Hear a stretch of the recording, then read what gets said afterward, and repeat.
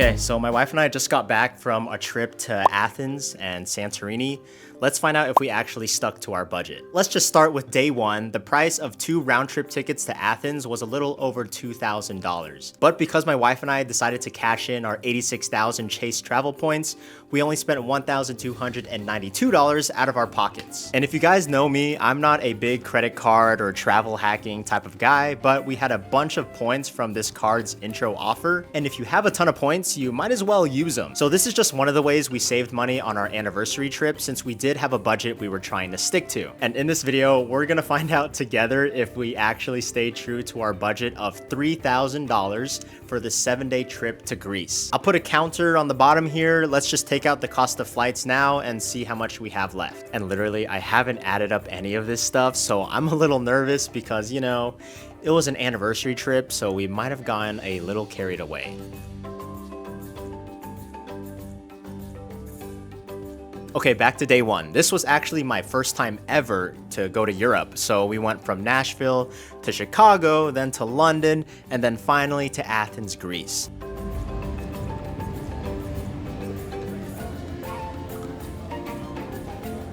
While we were still at the London airport, I just quickly booked a taxi through booking.com, and it ended up costing us 54 USD. And yes, I know we could have taken the metro, you know, that little subway system that takes you to the city, but it was worth paying for the personal taxi.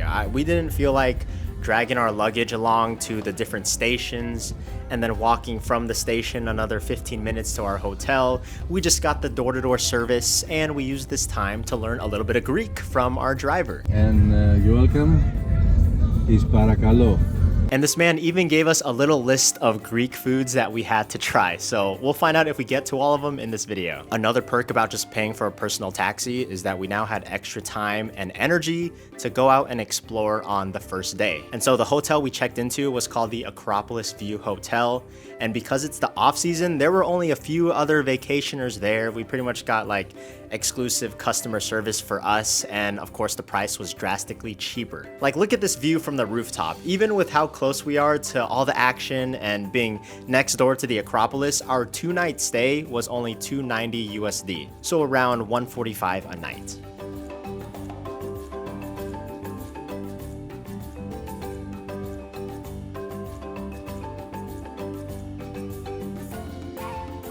We ended up at this restaurant with some outdoor dining called Opos Palia. I have no idea if I'm pronouncing that right, but it was delicious. Like, I've never seen a Greek salad like this with a big old chunk of feta cheese on top. And little did I know this would be the first of many servings of feta cheese on this trip. And we also tried this popular Greek dish called moussaka and had chunks of lamb and potato. So we went pretty hard with the intro to Greek food. We also got some gelato for dessert, so our food expenses ended up being $37 for the night. And honestly, this is one thing we are definitely willing to invest in a new country, a new continent. It is the food. Day number 2. Oh my gosh, I have never had a more beautiful hotel breakfast, and I'm not just talking about the spread, but literally the view we had from our rooftop to see the Acropolis and the Parthenon right there in front of us. It felt like a picture I was seeing online. So of course, we took all the videos we could. We enjoyed breakfast on the rooftop with the view and tried to stay there as long as possible. And of course, this breakfast was all included with our hotel price. But the only thing is that we had to leave quickly because we had a planned live tour of the Acropolis.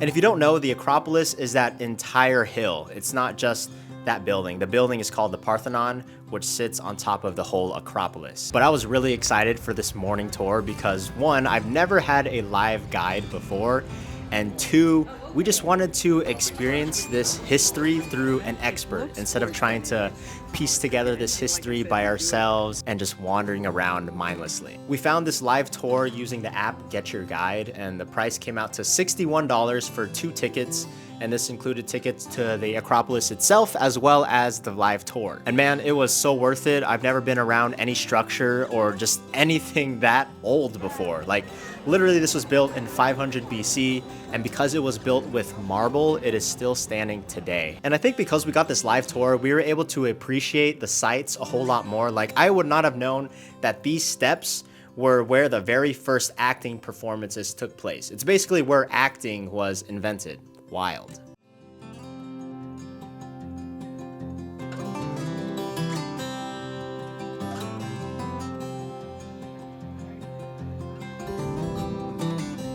And obviously we got to learn about the Parthenon. We got to learn why it looks so jacked up nowadays. It's still beautiful, but it's also really messed up. But really, this thing was the result of pure human creativity. Like 500 BC, they didn't have phones, they didn't have TV, they literally just had their minds to think.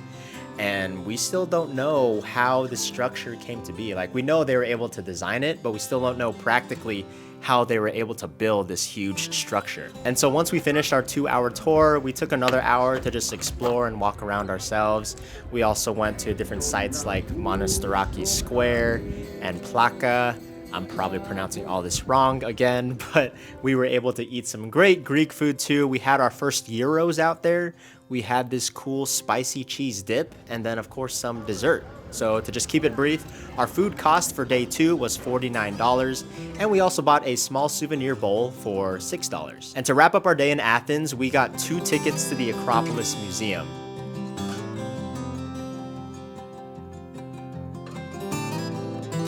Basically, this is every sculpture and piece of Acropolis that they wanted to preserve in a more preserved environment. It was pretty cool once again to see how creative people were back in the day, and these 2 tickets cost us $40. Day 3.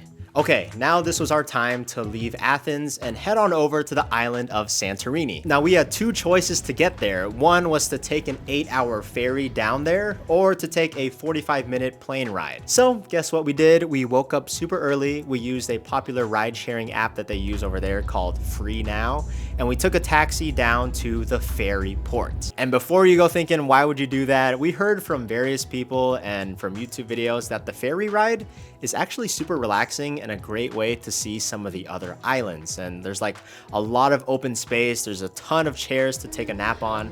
So we decided to just take the ferry to Santorini and to take the plane back from Santorini. So at least we got both experiences. And honestly, choosing the ferry was the best decision ever. We got tickets to the ferry through Ferry Hopper, and it cost us $117 US, cheaper than the flight. And all we had to do was show up, drop off our luggage. We went upstairs and found some open seats, and then we caught up on our sleep. We also ate some ferry food, which was a bit overpriced at $36 for what we got there. But it was a cool way, really, to see some of the other islands because we had to make some stops to pick up other guests to take to Santorini. We also played a little bit of chess. We got to stand up on the balcony and oversee the Mediterranean Sea. It was really cool. And so once we landed, we met up with a guy who was dropping off our rental car. And if you're thinking about making this trip, here's something to keep in mind when you rent a car in Santorini. You don't want to use one of the big rental car companies like Hertz or Sixt.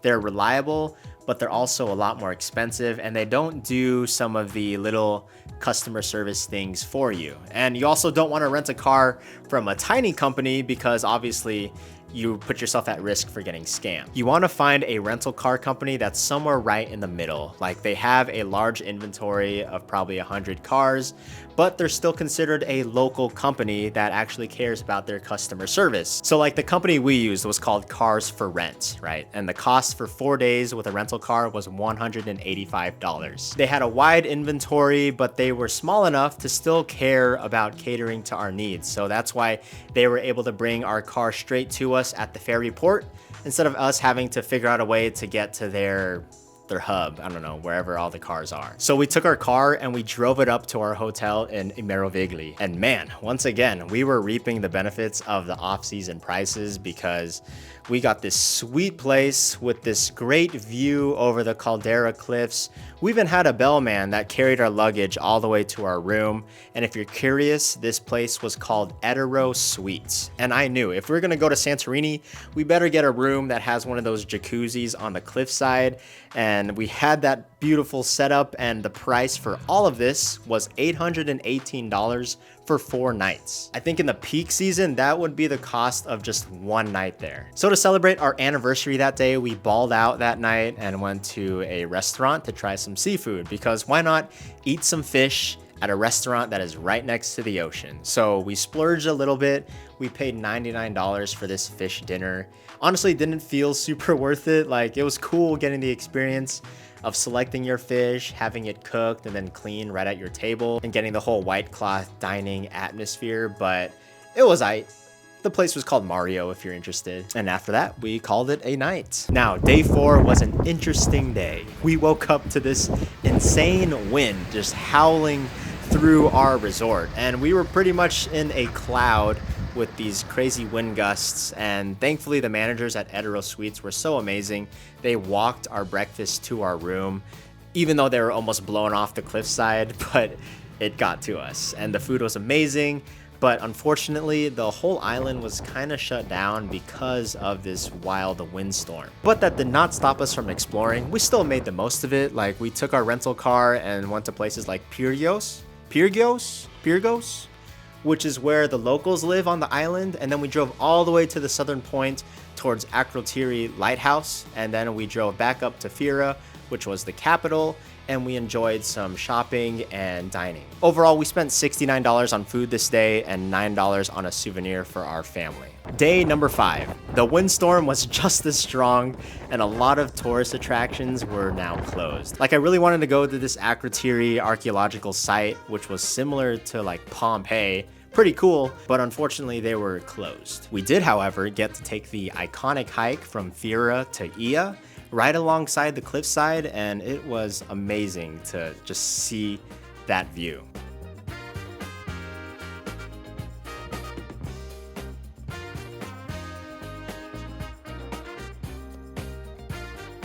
And once we got to Ia, we saw the iconic blue domes that we see all over Instagram when you think of Santorini.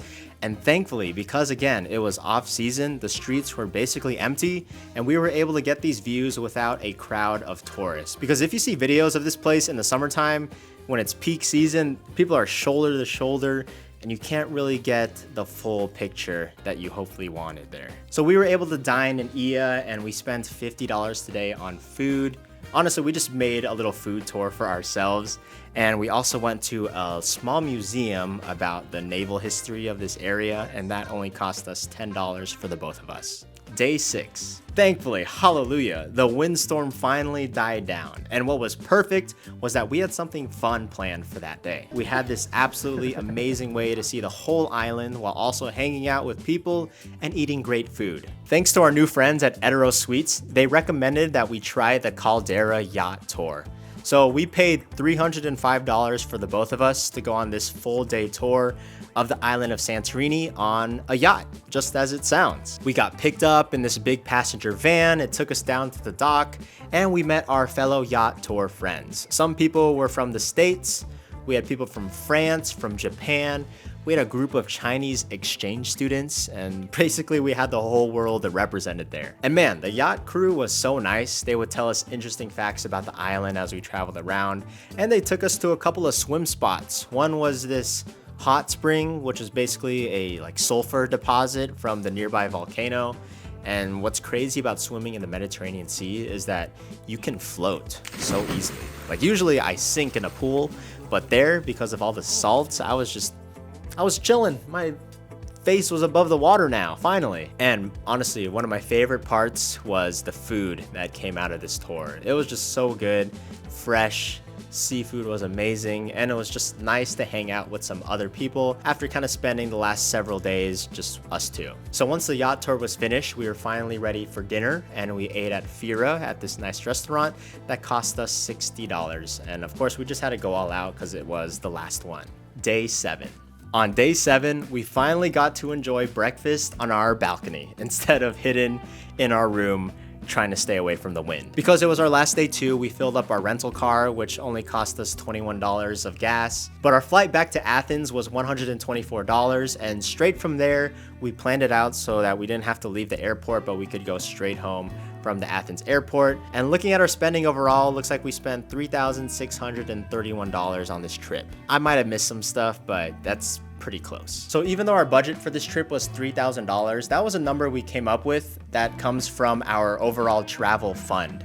Because every month, my wife and I always set aside a few $100s to go towards travel, and it's built up over time. And at this time, we had $4,200 in this fund. So even though we went over our budget for this trip, we didn't spend any more money outside of our travel fund overall. So we also didn't spend money that we didn't have. This was all paid through cash. Like, this was not a trip we put on our credit card that we have to now worry about paying off, and it's something you guys should definitely try too. And honestly, just setting a budget, although you might not stick to it perfectly, it makes you a whole lot more mindful when it comes to your expenses, even when you're enjoying your trip. Hope you guys enjoyed the video. If you guys like this style where I just share what we do and the mindset behind some of the things we do when it comes to spending our money, drop a comment and subscribe.